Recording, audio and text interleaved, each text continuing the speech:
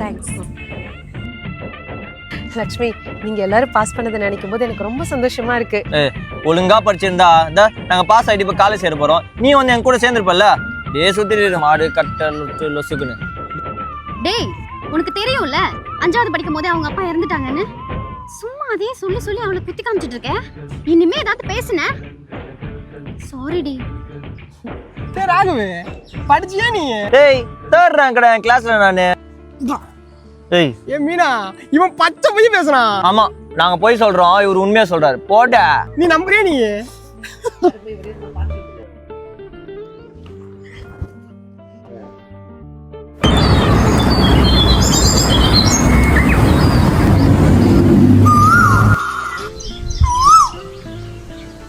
மீனா பொண்ணு, மீனா பொண்ணு, மாப்பிள்ளையை இப்படியே நிக்க வச்ச பொண்ணு.